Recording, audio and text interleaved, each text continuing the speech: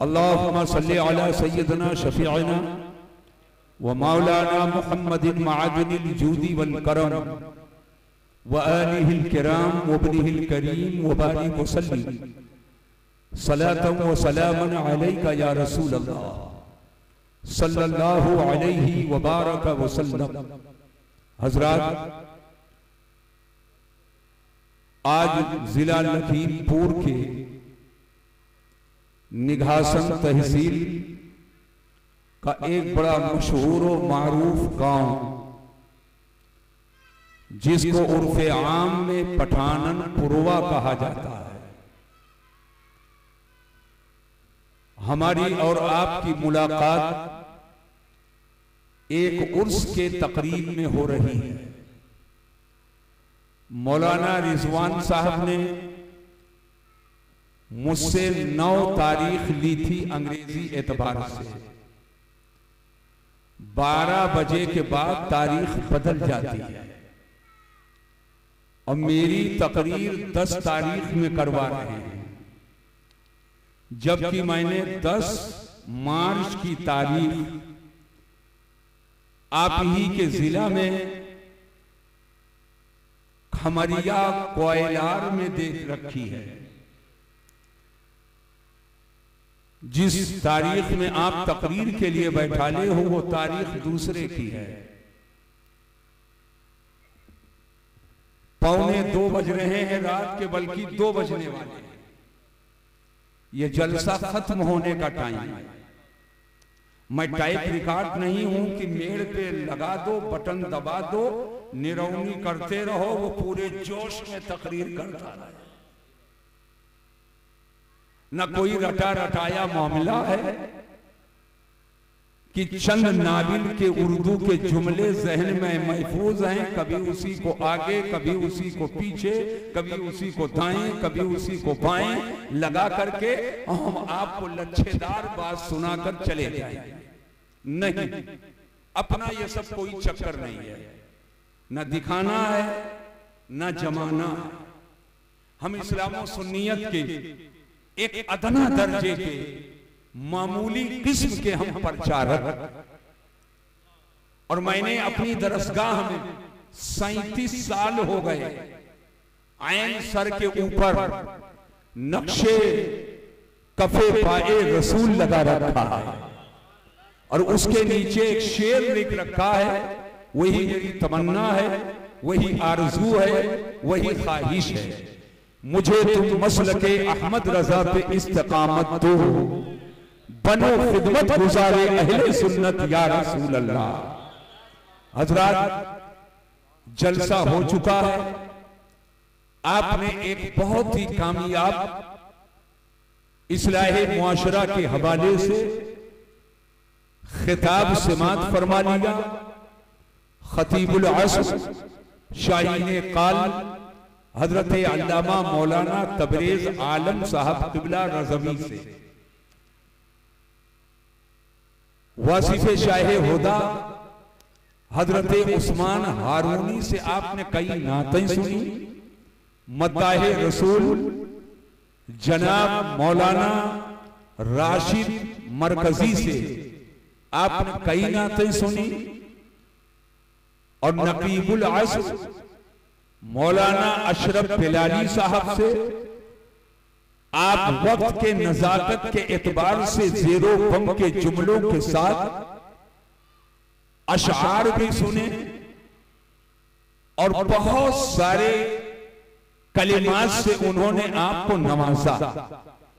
यह उलमा की मोहब्बत है जो रात के इस हिस्से में भी बैठे हैं, और आपका शुक्रिया है कि आपको भाग जाना चाहिए, आप भी न जाने क्यों यहां बैठे हैं। लेकिन आज मर्दों की हार हो गई है और मां बहनों की फतह हो गई है। जिसे भागना चाहिए वो जम गई है और जिसे जमना चाहिए वो भागने के मूड में है। जो रात के आखिरी हिस्से में बैठता है, रात जब ढल जाती है तो आसमाने दुनिया पे तजल्ली होती है। रब का मुनादी निदा देता है कोई रोजी मांगने वाला उसे रोजी दे दी जाए, है कोई बीमारी से शिफा का तलबगार उसे शिफा दे दी जाए, है कोई बे औलाद साहिब औलाद बनने की तमन्ना रखने वाला उसे औलाद दे दी जाए। अब ऐसे मौके पर जब रब की रहमतें मुतवज्जे हैं, जो भाग जाए उससे बड़ा पागल कौन होगा। और रब की मुतवज्जे, रब की रहमतें मुतवज्जे हो और ऐसे आलम में अल्लाह के बारगाहे करम में जो रहमतों का तलबगार हो जाए, वही इंसान अक्लमंद माना जाएगा। मुझे कोई ना नाराजगी है और ना हमको कोई फिक्र है कि रात के आखिरी हिस्से में मुझको तकरीर के लिए कहा गया, बल्कि मैं खुश हूं, मैं खुश हूं, खुश इस बात से हूं कि मेरी तकरीर उस वक्त होने जा रही है जो वक्त मेरे हुजूर के पैदाइश के वक्त से बिल्कुल करीब है। अगर मेरी भाषा आपके समझ में आ रही है तो जोर से बोलो सुभान अल्लाह और मोहब्बत से बोलिए।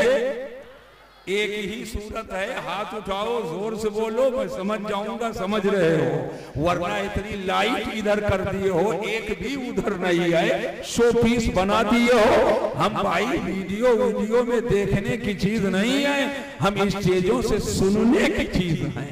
जहन को हाजिर करो और पूरी तवज्जो मैं आपकी चाहता हूं। अल्लाह का ये फजलो करम है कि उसने हमको आपको इंसान बनाया है। अब जितने इंसान हैं और इंसान जिसने बनाया वो परवरदिगार है, तो उसकी तस्बीह बयान करो, हाथ उठाकर बोलो सुभान अल्लाह माशाअल्लाह। मजमा बेदार है, मजमा बेदार है।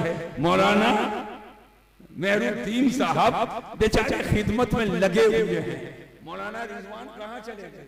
मेहमानों को देखने के लिए गए हैं। अल्लाह ताला रहम फरमाए और कमेटी के लोगों को पर भी अल्लाह ताला रहम फरमाए और आने वाले वक्तों में उनको इसकी समझ दे कि कौन सी चीज कब इस्तेमाल करना चाहिए और किस चीज को कब नहीं इस्तेमाल करना चाहिए। साहब केला फजर के पहले खाना चाहिए कि फजर के बाद खाना चाहिए? अनार दोपहर में इस्तेमाल करना चाहिए कि इशा के बाद इस्तेमाल करना चाहिए? चाय मई जून में दोपहर के वक्त खूब ज्यादा पीनी चाहिए कि दिसंबर और जनवरी में पीनी चाहिए? अल्लाह कमेटी वालों को भी अकले सलीम अता फरमाए। हजरात जहन को हाजिर करो, अल्लाह का ये फजल है कि उसने हमको और आपको इंसान बनाया है। दुनिया में इंसान कोई भी हो, चाहे वो कलमा पढ़ने वाला हो या कलमा न पढ़ता हो, कोई भी नाम के आगे पीछे कुछ भी लगाता हो, इंसान है तो हर इंसान को पैदा करने वाला अल्लाह है। मगर इन्हीं इंसानों में कुछ इंसान हैं जिनको मुसलमान कहा जाता है। अल्लाह का फजल है कि अल्लाह ने हमको आपको मुसलमान बनाया है। हमारा आपका ईमान अल्लाह पर है, हमारा आपका ईमान रसूलुल्लाह पर है, हमारी मजहबी किताब का नाम कुरान है, हमारे मजहब का नाम इस्लाम है। इधर देखो, इधर सरबत खुजलाओ, इधर देखो, लकीर तो नहीं देख पा रहा हूं मगर कपार और मूल तो देख ही पा रहा हूं। कौन इधर किए है कौन उधर किए है, मैं सबको देख रहा हूं। अल्लाह का ये फजल है कि अल्हम्दुलिल्लाह हमारा ईमान अल्लाह रसूल पर है, हमारे मजहब का नाम इस्लाम है। जिस किताब पर हम लोग ईमान लाए उसका नाम कुरान है। एक मुसलमान होने के नाते हम कुरान से, कुरान के बारगाहे करम में हाजिरी देते हैं और कुरान से हम मसाइल और अहकाम को समझते हैं। कुरान में अल्लाह फरमाता है, या अय्युहल्लज़ीना आमनु दुखुलू फिस्सिल्मी काफ़ा, जिसका उर्दू में तर्जमा ये है, ऐ ईमान वालों इस्लाम में पूरे तौर पर दाखिल हो जाओ। ऐ ईमान वालों इस्लाम में पूरे तौर पर दाखिल हो जाओ। बलफ्ज़े दीगर यूं कहा जाए, ईमान वालों यानी ऐ कलमा पढ़ने वालों, ऐ कुरान को ऐने ईमान जानने वालों, ऐ अल्लाह पर ईमान लाने वालों, ऐ रसूल की रिसालत को मानने वालों, तुम इस्लाम में पूरे तौर पर दाखिल हो जाओ। ऐ पठानपुरवा और लखीमपुर के कुर्बो जवाब से आने वाले मुसलमानों, जरा तसल्ली का हाथ सीने पे रखो और ठंडे दिलो दिमाग से गौर करो कि आखिरकार जब हम अल्लाह को मान लिए, वहदानियत पे हमारा ईमान है, रसूल की रिसालत पर हमारा ईमान है, नबी की नबूवत पर हमारा ईमान है, जब हमने मजहब इस्लाम कबूल कर लिया, जब हमने इस्लाम का कलिमा ला इलाहा इल्लल्लाह मुहम्मदुर रसूलुल्लाह पढ़ लिया, जब हम कुरान को मानते हैं, जब इस्लाम का कलिमा पढ़ते हैं, अल्लाह को माने, रसूलुल्लाह को माने, जब हम ईमान ले आए और इस्लाम कबूल कर लिए, तब अल्लाह और हमें क्यों फरमाता है, कुरान ये क्यों हुक्म देता है, ऐ ईमान वालों इस्लाम में पूरे तौर पर दाखिल हो जाओ, इस्लाम में मुकम्मल दाखिल हो जाओ। ये पूरा मजमा जमकर सट कर बैठा हुआ है, लेकिन एक आदमी बाहर खड़ा हुआ है। कितने अक्लमंद लोग हैं, चलते चले आ रहे हैं और सट कर मजमे में भाइयों के कंधे से कंधा मिलाकर बैठने की कोशिश कर रहे हैं, लेकिन एक नौजवान वो फासले पर खड़ा है। उधर से एक बुजुर्ग आए और उस नौजवान के हाथ को पकड़े और कहने लगे, बेटा कहां से आए? कहने लगा, मैं लखीमपुर शहर से आया हूँ। उन्होंने बाजू को पकड़ लिया, कहा आए हो तो मुकम्मल आ जाओ, घर छोड़ कर आए हो, आबादी छोड़ कर आए हो, शहर छोड़ कर आए हो, जब 40-45 किलोमीटर चलकर आ गए हो, तो जब आ गए हो तो मुकम्मल आ जाओ। और आए लेकर के मजमे में उसको बैठ गए, लेकिन जो मजमे में बैठे हुए हैं उनके किसी को के बाजू को पकड़कर वो आदमी नहीं कहता है कि आए हो तो मुकम्मल आ जाओ, आए हो तो पूरे तौर पर आ जाओ। आखिर वजह क्या है, बात क्या है? जो मजमे में बैठा है उसके आने में कोई कमी नहीं है, एक एक जुमले को सुन रहा है, एक एक लफ्ज पे गौर कर रहा है। वो उस्मान हारूनी आई, उन्हें भी देखता रहा, सुनता रहा। अशरफ बिलाली आई, उन्हें भी देखता रहा, सुनता रहा। मौलाना तबरेज आलम आई, उन्हें भी देखता रहा, सुनता रहा। राशिद मरकजी आए, उन्हें भी देखता रहा, सुनता रहा। अब उसके आने में कोई कमी नहीं है, इसलिए उसके बाजू को पकड़कर कोई नहीं कहेगा कि आए हो तो मुकम्मल आ जाओ, आए हो तो पूरे तौर पर आ जाओ।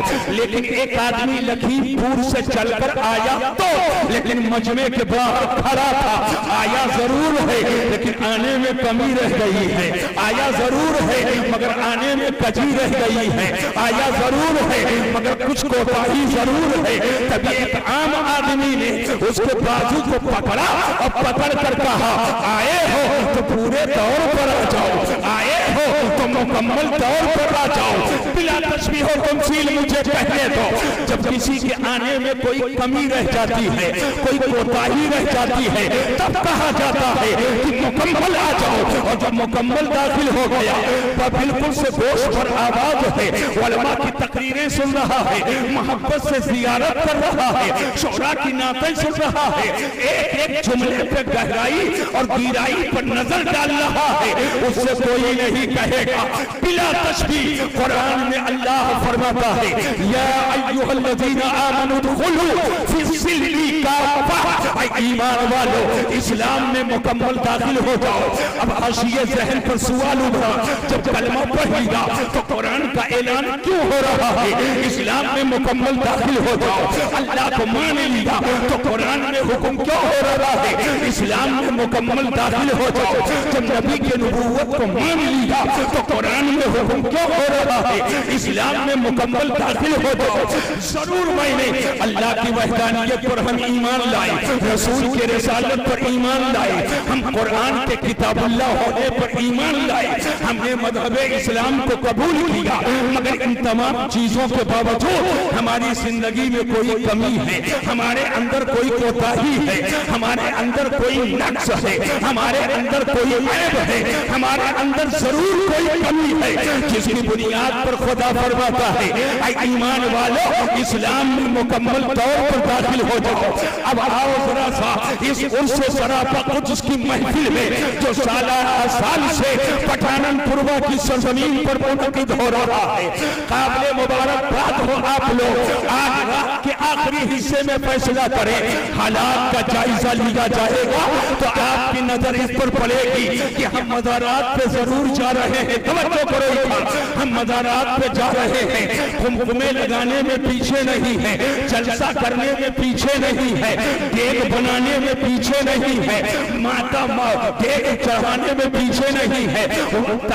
तो मुर्गा भी पेश किए बैठे हैं, बकरा भी पेश किए बैठे हैं, चंदा चुटकी करके लोगों को बुलाने में भी पीछे नहीं है। लेकिन जब मस्जिद का जायजा लिया जाता है तो मस्जिद में नमाजी नजर नहीं आ रहा है। मैं आपसे पूछना चाहता हूँ, पठानपुरवा के लोगों, नौजवानों, मसीहुद्दीन की बात को दिल की तख्ती पर नोट करो। क्या ये उर्स करना फर्ज है कि नमाज पढ़ना फर्ज है? आखिरकार मज़ारात को जिस तरीके से हजारों के तादाद में आबाद करते हो, ये फर्ज है कि मस्जिदों को आबाद करना फर्ज है। उलमा की मईयत होगी, आपका दिल बोलेगा यकीनन इन बुजुर्गों का सदका है कि इन्हीं के सदके में हम इस्लाम के करीब हुए हैं। अल्लाह की रहमतें मिल रही हैं, अल्लाह की बरकतें मिल रही हैं, गौस ख्वाजा रज़ा के हम करीब होते जा रहे हैं। ये सदका इनका जरूर है, लेकिन रातों दिन में 5 वक्त की नमाज फर्ज है। कितने लोग हो जो मस्जिदों के हाजिरबाश होते हो? कितने लोग हो जो सुबह उठे तो फजर की नमाज पढ़े, जोहर की नमाज पढ़े, असर की नमाज पढ़े, मगरिब की नमाज पढ़े, ऐशा की नमाज पढ़े? मैं आपसे पूछना चाहता हूँ, मस्तान शाह के कब्र पर, इनके मजार पर 100 चादर लेकर के बैठे रहो और नमाज न पढ़ो। सच्चाई से बताओ, क्या तुम्हें माफ कर दिया जाएगा? क्या तुम्हें माफ कर दिया जाएगा? हरगिज़ ऐसा नहीं है, माफ नहीं किया जाएगा। और तुम अपने दिल को बहला लो कि मस्तान शाह हमसे खुश है, लेकिन जब तक खुदा की इबादत नहीं करोगे, न ख्वाजा खुश होंगे, न गौस खुश होंगे, न आला हजरत खुश होंगे, न मस्तान शाह खुश होंगे। और खुदा राजी हो जाए तो मुस्तफा राजी हो जाए, और मुस्तफा राजी हो जाए तो गौस राजी हो जाए, गौस राजी हो जाए तो ख्वाजा राजी हो जाए, और ख्वाजा राजी हो जाए तो मस्तान शाह।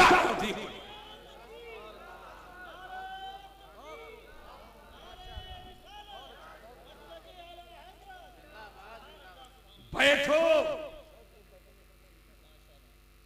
हम आपको समझाएंगे। बैठेंगे कि जाएंगे?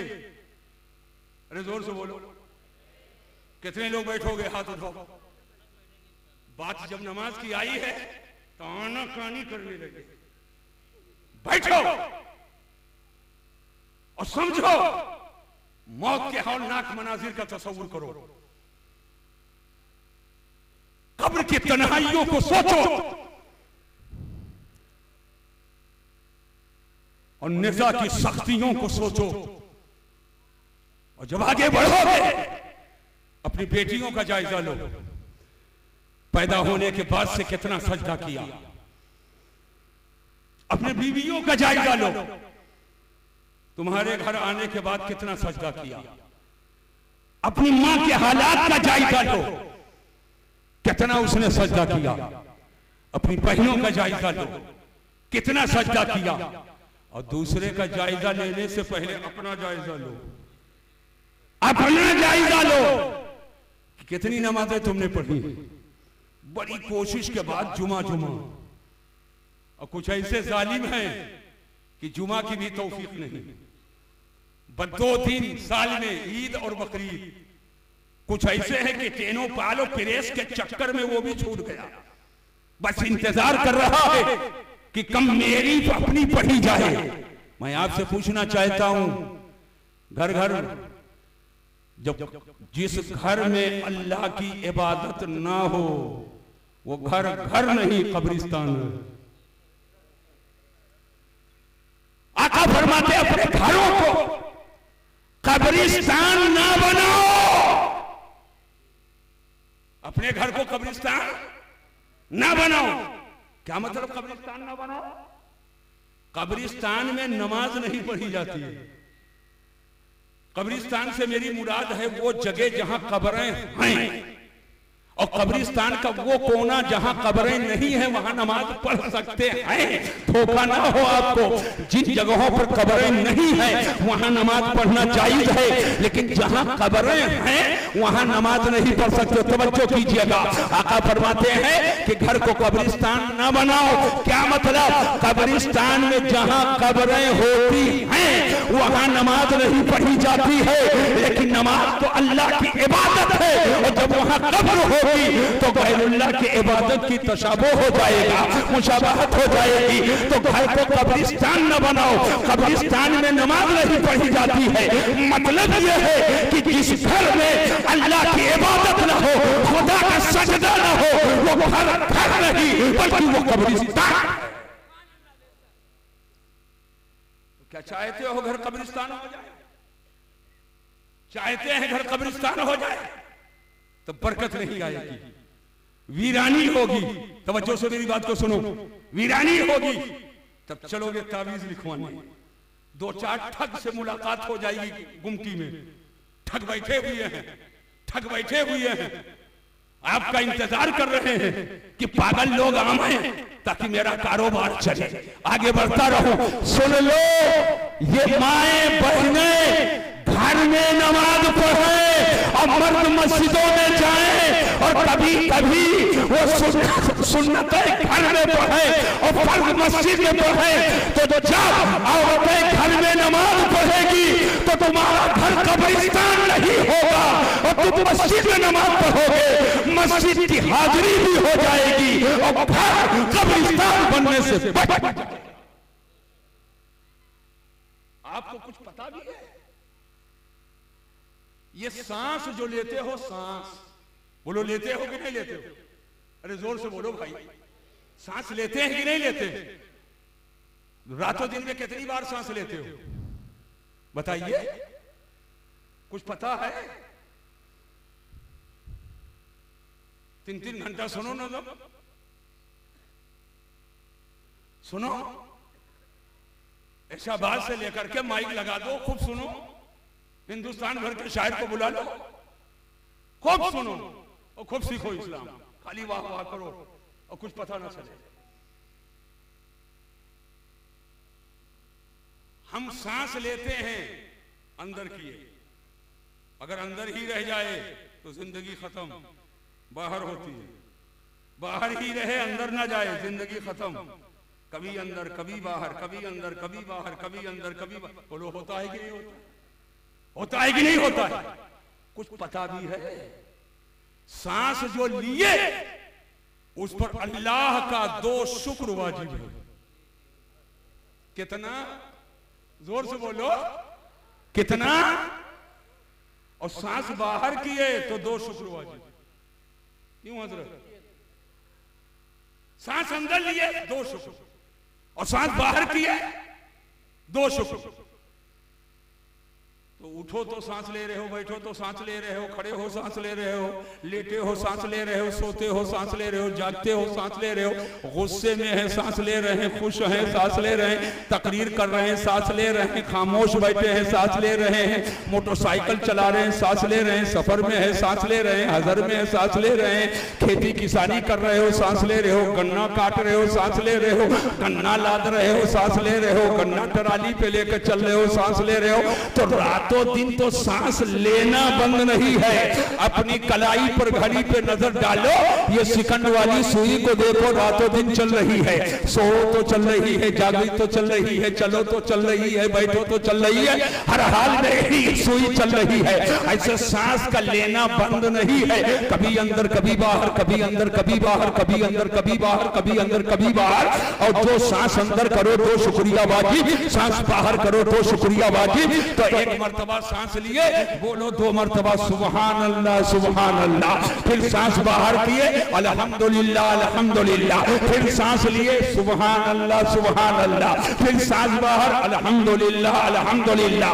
अब रातों दिन हर वक्त सांस ले ही रहे हो, कभी अंदर कभी बाहर, कभी अंदर कभी बाहर, कभी अंदर कभी बाहर, और हर सांस पर तो शुक्र वाजिब है। तब तो रातों दिन शुक्रिया ही अदा करते रहोगे। सांस लिए सुभान अल्लाह सुभान अल्लाह, सांस बाहर किया अल्हम्दुलिल्लाह अल्हम्दुलिल्लाह, फिर सांस लिया सुभान अल्लाह सुभान अल्लाह, फिर बाहर किया अल्हम्दुलिल्लाह अल्हम्दुलिल्लाह। तो जब रातों दिन सांस ले रहे हो और हर सांस पे दो शुक्रिया वाजिब है, तो जब रातों दिन 24 घंटा, एक एक लम्हा, एक एक लहजा, एक एक मिनट, एक एक सेकंड जब शुक्रिया ही अदा करोगे, तो खेती किसानी कब करोगे, कारोबार कब करोगे, सफर के औकात को कब गुजारोगे, माँ बाप की खिदमत कैसे करोगे, बाल बच्चों की खिदमत कैसे करोगे, दीगर अपना काम कैसे करोगे। हजरात जरा ज़हन पे जोर दीजिए और तसल्ली का हाथ सीने पे रखो और ठंडे दिलो दिमाग से सोचो, जब हर बार दो शुक्रिया अदा करते रहोगे तो खेती किसानी कैसे करोगे, हल कैसे चलाओगे, तुम कारोबार के लिए कैसे जाओगे, तुम बाजार सौदा लेने के लिए कैसे जाओगे। आज पठानपुर की सरजमीन पर एक ऐसा नुस्खा अदा करके जा रहा हूं कि उस पर अमल कर लो तो गोया तुमने 24 घंटा अल्लाह का शुक्रिया अदा कर दिया। बोलो बताऊं कि ना बताऊं, बोलो बताऊं कि ना बताऊं, हाथ उठा करके बताओ, बताऊं कि ना बताऊं। माशाअल्लाह, ये तो सब अक्लमंद मालूम हो रहे हैं,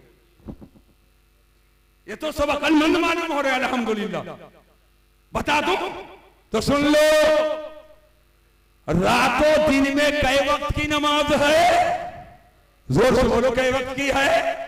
अरे कम से कम शादी नहीं हुई है तो बारात तो गए हो, पढ़े नहीं हो भी तो इतना तो जानते हो कई वक्त की नमाज है, कई वक्त की है। अरे जोर से बोलो, हाथ उठा करके बताओ कई वक्त की नमाज है। 5 वक्त की नमाज है, सुबह की नमाज, फज्र, जोहर, असर, मगरिब, इशा, ये 5 वक्त की नमाज है। 5 वक्त की नमाज जो 24 घंटे में 5 वक्त की नमाज अदा कर ले, गोया उसने अल्लाह का 24 घंटा शुक्रिया अदा कर दिया है। खुदा का 24 घंटा उसने शुक्रिया अदा किया।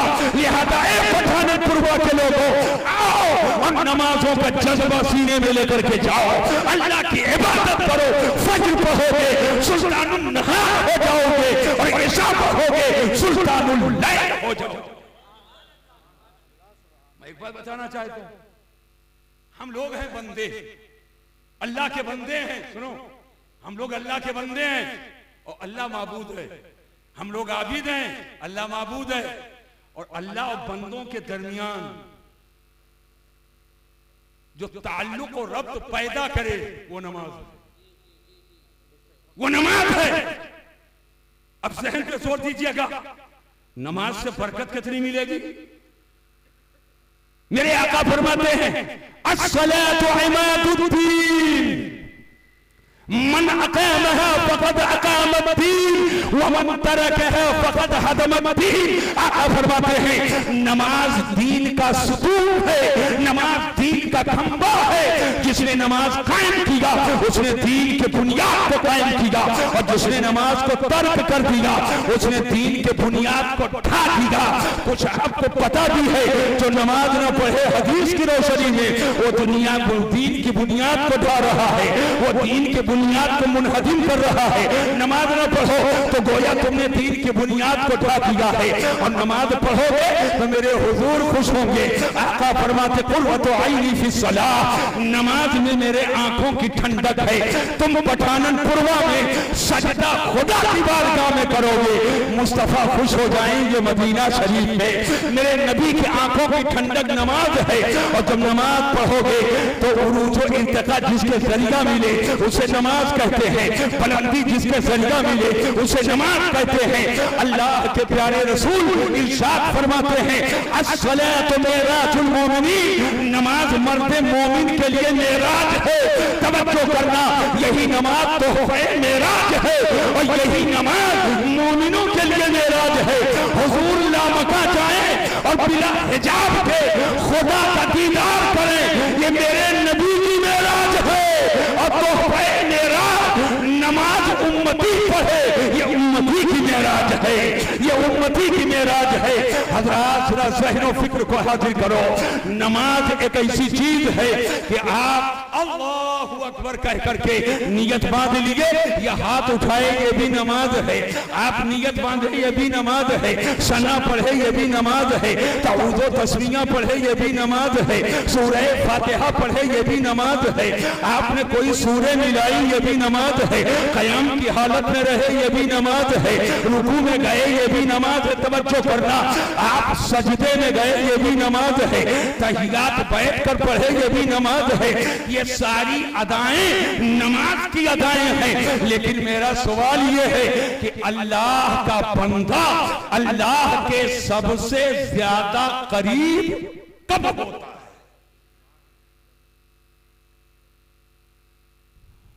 बैठ के ढोल बजाओ तो अल्लाह के करीब हो जाओगे, जलसा में आओ चुनही मलो बैठ गए, और जब मोबाइल उठाए रहो खाली, कुछ समझो उमझो नहीं, करीब हो जाओगे। अल्लाह का बंदा जब नमाज की हालत में होता है तो अल्लाह के करीब होता है। और नमाज की हालत कई एक है, क़याम है, क़ुऊद है, रुकू है, सजदा है। सबसे ज्यादा करीब अल्लाह का बंदा अल्लाह के कब होता है? तो पठाननपुरवा के लोगों मसीहुद्दीन का जुमला याद कर लेना, अल्लाह का बंदा जब सजदे में होता है तो अपने खुदा के सबसे ज्यादा करीब होता है। सजदे की हालत में अल्लाह अपने बंदे को कुर्ब देता है। यहां पर एक बात बताना चाहता हूं, आखिर क़याम भी तो नमाज है, रुकू भी तो नमाज है, तहियात पढ़ना भी तो नमाज है। तो उस हालत में सबसे ज्यादा करीब अल्लाह के नहीं हुआ अल्लाह का बंदा? ये सजदे की हालत में अल्लाह अपने बंदे को सबसे ज्यादा कुर्ब क्यों देता है? तो एक बात बताओ, आपने नमाज तो पढ़ी है ना? अरे पढ़े हो कि नहीं पढ़े हो? बोलो हाँ, पढ़े हो ना? अल्लाह की बारगाह में दुआ करता हूं, या अल्लाह सबको नमाज पंजगाना की पाबंदी की तौफीक अता फरमा। अरे आमीन कह लो मुसलमानों। शाम का भूला सुबह आए, सुबह का भूला शाम आए, गुनाहों से तौबा कर लो। जो नमाजें कज़ा हुई है कोशिश करो उसे कज़ा अदा करने की, और आइंदा इन नमाजों के पाबंद हो जाओ। रोज़े महशर की जा गुदाज हुआ, अव्वली पुरशिश नमाज हुआ, नमाज के बारे में पूछा जाएगा। ज़हन को हाजिर करो, मैं बताना क्या चाहता हूँ। जब नमाज आदमी पढ़ता है सजदे में जाता है, तो तवज्जो करो, सजदे में आदमी होता कैसे है? आप ज़हन में उसकी तस्वीर लाओ। हालत सजदा में जब अल्लाह का बंदा होता है तो किस हालत में होता है? लेकिन उससे पहले एक बात सुनो, मेरे हुजूर के 99 नाम हैं, मगर जाती नाम मेरे हुजूर के 2 हैं। जाती नाम कितने हैं? 2। एक है मोहम्मद और एक है अहमद। हुजूर के 2 जाती नाम, मोहम्मद सल्लल्लाहु अलैहि वसल्लम और अहमद सल्लल्लाहु अलैहि वसल्लम, ये जाती नाम है। मैंने मौलाना मेहरुद्दीन से कहा, कलम तो आपके जेब में ही है, एक कागज दो। और मौलाना मोहतरम से मैंने कहा कि उसी कागज के सीने पर आप मेरे हुजूर का नाम लिखिए। जरा मोहब्बत से बोलो सुभान अल्लाह। एक ऐसी चीज बताकर जा रहा हूं कि परसों तक नहीं बरसों तक याद करोगे। मैंने कहा हुजूर का नाम लिखो। हजरत मेरी तरफ मुतवज्जे हो गए, कहने लगे आप अभी बोले हो कि 99 नाम है, जाती नाम 2 हैं, कौन सा नाम लिखूं? मैंने कहा वही जाती नाम लिखिए। बोले जाती नाम भी 2 हैं, दोनों में से कौन लिखूं? मैंने कहा जो सबसे ज्यादा मशहूर है। लब पे आ जाता है जब नामे जनाब, मुंह में घुल जाता है शहदे नायाब। वक्त में आके हमारे बेटा अपने लब चूम लिया करते हैं। लफ्ज़े मोहम्मद लिखिए। हजरत को जैसे इशारा किया फौरन कलम चलाना शुरू किया, गोल गोल बनाया। मैंने कहा ये गोल गोल क्या बना रहे हैं? कहने लगे लफ्ज़े मोहम्मद की मीम बना रहा हूं। जरा मोहब्बत से बोलो सुभान अल्लाह, हाथ उठा करके जोर से बोलो सुभान अल्लाह, माशाअल्लाह। ये गोल गोल बनाए। मैंने कहा क्या बना रहे हैं? कहने लगे लफ्ज़े मोहम्मद की मीम बना रहा हूं। फिर एक लकीर नीचे ला करके और दाएं तरफ मोड़ दिया। मैंने कहा अब क्या बना रहे हैं? कहने लगे मोहम्मद की हा बना रहा हूं। फिर एक लकीर नीचे लेकर के आए, फिर गोल गोल बनाने लगे। मैंने कहा अब क्या बना रहे हैं? बोले ये मोहम्मद की दूसरी मीम बना रहा हूं। फिर एक लकीर ऊपर लेकर गए, नीचे लाए। मैंने कहा अब क्या बना रहे हैं? कहने लगे लफ्ज़े मोहम्मद की दाल बना रहा हूं। मैंने कहा लिख चुके? बोले हाँ लिख चुका। मैंने कहा अब कागज मुझे दीजिए। मैंने कागज लिया और पूरे पब्लिक पूरे मजमा को दिखा दिया। ये देखो कागज के सीने पर लफ्ज़े मोहम्मद की शक्ल देख लो। मैं मोहम्मद सल्लल्लाहु अलैहि वसल्लम की शक्ल नहीं कह रहा हूँ, लफ्ज़े मोहम्मद की शक्ल देखो कि हुजूर का नाम पाक कैसे लिखा है। गोल गोल ये लफ्ज़े मोहम्मद की मीम है और ये लकीर दाहिने से चलकर मुड़ी तो ये मोहम्मद की हा है। एक लकीर नीचे लाकर गोल गोल बनाया, ये लफ्ज़े मोहम्मद की मीम है। फिर ऊपर लेकर के एक लकीर गए, नीचे लाए, ये लफ्ज़े मोहम्मद की दाल है। मैंने कहा आए लोगों, ये लफ्ज़े मोहम्मद की शक्ल को तुम कागज के सीने पर देखो और अपने गांव की मस्जिद में जाओ। यहाँ 4 मस्जिदें हैं, किसी भी मस्जिद में जाकर के किसी सजदा करने वाले को देखो तो जो सजदा करने वाला सजदा करता है तो दोनों हाथ फैला के और दोनों टांगें फैला के और बेतहाशा नहीं पड़ा रहता है, बल्कि सजदे का इरादा करता है तो पहले मजबूती के साथ अपने घुटने को पकड़ता है और घुटने के सहारे से पहले घुटना जमीन पे रखता है।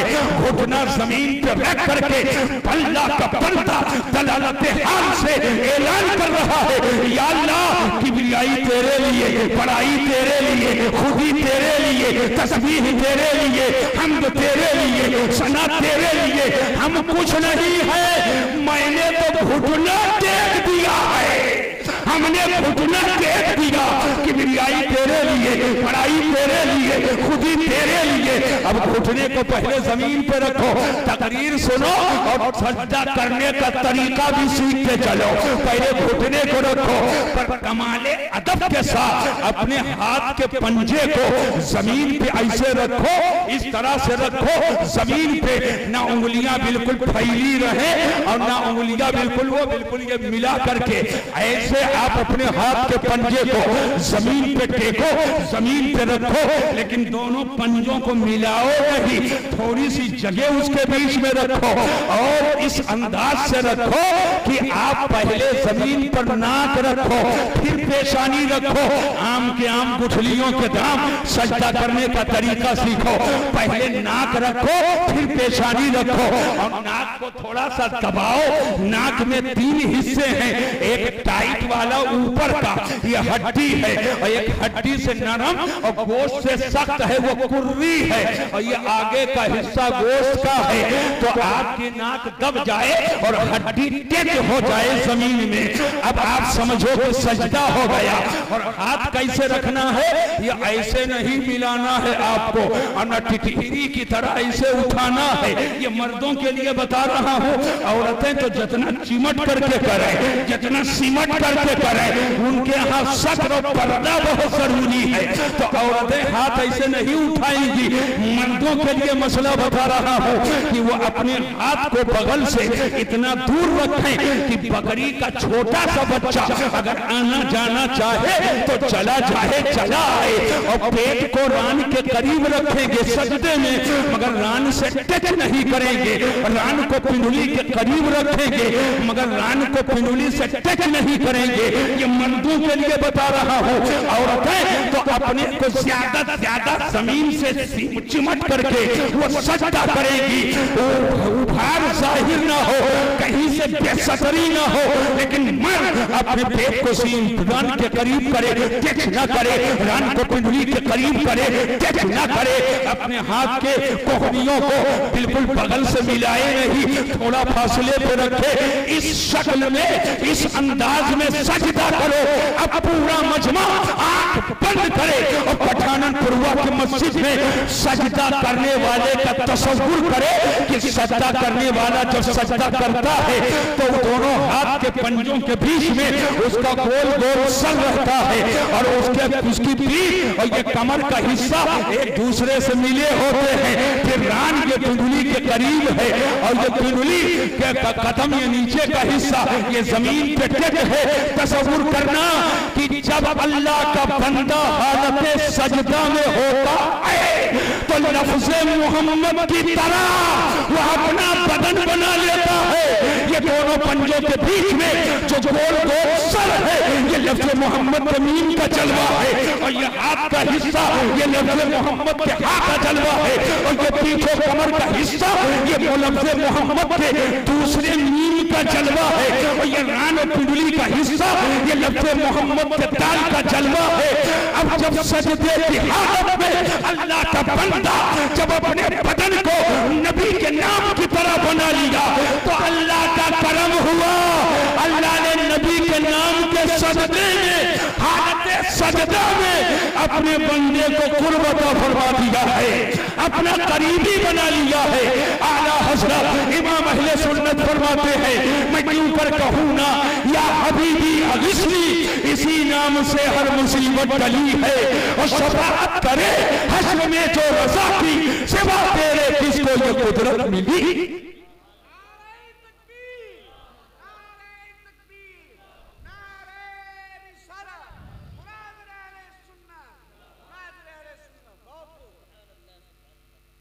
इंशाअल्लाह नमाज की पाबंदी, अरे बोलो इंशाअल्लाह, जोर से बोलो, मोहब्बत से बोलो इंशाअल्लाह।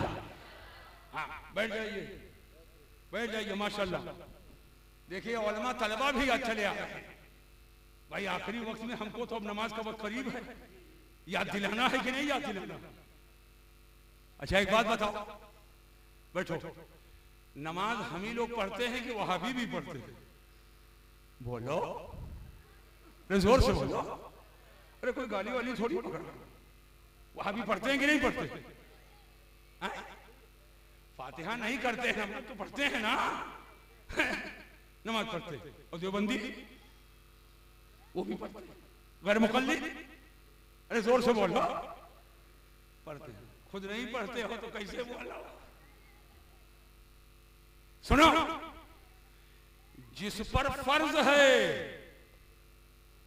एक जुमला कहकर जा रहा हूं, जिस पर फर्ज है वो हजरत सुन्नी है। नमाज जिस पर फर्ज है वो हजरत सुन्नी है। और जिस पर फर्ज ही नहीं, जिस पर ईमान लाना फर्ज है, वो बदना तोड़े डाल रहा, वो मुसल्ला फाड़े डाल रहा। कहां हो, किधर जा रहे हो? सुन्नी ही पर नमाज फर्ज है, लेकिन सुन्नी ईमान वाला है। सुन्नी और जो ईमान वाला है नमाज उसी पर फर्ज है। जो ईमान वाला है नमाज उसी पर फर्ज है। लेकिन ये तो डट के मजार पे बैठेगा, अजान होती रहे, लो कट्टा, लो बरसोला, गाजी मियाँ के यहाँ जाएंगे, लैया बरसोला। गाजी मियाँ पहचान लैया बरसोलस नहीं है, ये तो कदमों से निस्बत हो गई है, मुतबर्रक हो गया। उनकी पहचान है जान चली जाए मगर इस्लाम की शमा जल जाए। रहूं ना रहूं मगर परचमे इस्लाम बुलंद हो जाए, ये गाजी मियां की पहचान है। सुन लो, पूरी तवज्जो मैं आपकी चाहता हूं। मजार पर बैठे हैं हजारों का मजमा, और नमाज के लिए बोला लो मस्जिद में तो 10 लोग नहीं पहुंचते। और मैं अगर आपसे पूछूं सहाबा से मोहब्बत है, बोलेंगे हाँ। अहले बैत से कहने तो जन्म दे दूंगा, बहुत मोहब्बत है। मेरा एक सवाल है, एक सवाल कर देता हूं बेटा, सुन लो तब जाओ, ना भागो ना भागो। हमें वो सब तकरीर आती है कि पूरा मजमा उठ करके नारा लगाएगा, लेकिन नमाज करीब है, बैठा ले हो तो मैंने कहा लाओ याद दिला दे, लाओ याद दिला दे, बैठो और ज़हन पर जोर देकर के समझो। सहाबा से मोहब्बत है कि नहीं है? किस किस को मोहब्बत है? हाथ उठाओ। माशाअल्लाह, सब सहाबा से। और अहले बैत से सुभान अल्लाह, इमाम हसन हुसैन से, मौला अली से, और खलीफे अव्वल अबू बकर सिद्दीक से, खलीफे दोम फारूक आजम से, खलीफे सोम उस्मान गनी से, सबसे हम लोगों को मोहब्बत। अल्हम्दुलिल्लाह। जो अहले बैत की तौहीन करे और लाख का है हम सहाबा से मोहब्बत करते हैं, वो खारिजी है। और जो सहाबा की तौहीन करे, लाख का है हम अहले बैत को मानते हैं, वो राफजी है। और हम लोग ना राफजी है ना खारिजी। हमारे दोनों हाथ में लड्डू है, हमारे हाथ में दामाने सहाबा भी है और दामाने अहले बैत भी है। और आला हजरत की बोली में हम बोलते हैं, अहले सुन्नत का हो बेड़ा पार, असहाबे हुजूर नज्म है और नाव है इतरत रसूलुल्लाह। समझ पाए कि नहीं समझ पाए? ज़हन को हाजिर करो। पूरी दुनिया में जितना मजार है, जितना कब्रिस्तान है, पूरी दुनिया की बात करता हूं, वहां साहब सुनो, पूरी दुनिया की बात। सरकार के मुकद्दस रौजा शरीफ के सामने जो कब्रिस्तान है मदीना शरीफ में, जन्नतुल बकी, उससे अफजल कोई कब्रिस्तान है? पूरी दुनिया की बात बता रहा हूं। बगदाद शरीफ में, करबला शरीफ में, अजमेर शरीफ में, कलियर शरीफ में, बरेली शरीफ, मरारा शरीफ, कालपी शरीफ, बेलगनाम शरीफ, किचौछा शरीफ, बहराइच शरीफ, पूरी दुनिया में जन्नतुल बकी से अफजल कोई कब्रिस्तान नहीं। जोर से बोलो। जहां हजारों सहाबा हैं, जहां मेरे हुजूर की बेटी फातिमा ज़हरा, जहां सरकार की चहीती बीवी और तमाम मुसलमानों की मां हजरत आयशा सिद्दीका है, जहां हुजूर की बेटी भी है और हुजूर के बेटे। जन्नतुल बकी से अफजल कोई कब्रिस्तान नहीं। उसके बाद जन्नतुल मुअल्ला, और सरकार का रौदा तो मुस्तस्नियात से है ना। मैं एक सवाल करना चाहता हूं और जवाब दो, कोशिश करो जवाब देने की। जब अजान होती थी तो सहाबा कहां होते थे? जन्नतुल बकी में होते थे कि मस्जिद नबवी में होते थे? बताओ, बोलो। जब अजान हो जाती तो सहाबा जन्नतुल बकी में रहते। एक सहाबी वहां नहीं रुकते थे, सब मस्जिद नबवी में आकर जमा हो जाते थे। सहाबा से मोहब्बत कर रहे, कहां जा रहे हो? हजारों का मजमा इधर और वहां मस्जिद में कोई नहीं जा रहा है। ये तुम्हारी नहीं सुनेंगे जब तक मस्जिदों को आबाद नहीं करोगे। अगर चाहते हो कि तुम्हारा घर आबाद हो, गांव आबाद हो, इलाका आबाद हो, तो मस्जिदों को आबाद करो, फिर यहाँ आ जाओ तो तुम्हारी इबादतें कबूल हो जाएंगी। समझ में बात आ रही है कि कि नहीं आ रही है? अब मैं बताना चाहता हूं, नमाज हम भी पढ़ते हैं, वहाबी देवबंदी भी पढ़ते हैं। उनका कहना है कि अगर हुजूर का ख्याल आ जाए नमाज में तो नमाज नहीं होगी।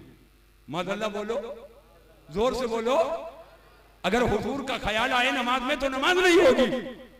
और हम अहले सुन्नत का ये मानना है कि सरकार के ख्याल से नमाज होती ही नहीं है, बगैर ख्याल के नमाज नहीं होगी, बगैर ख्याल के नमाज नहीं होगी। अब अगर कहिए तो मैं दलील दूं, बाकी तकरीर जिसको तबीयत होगी कल सुनेगा कमरिया में,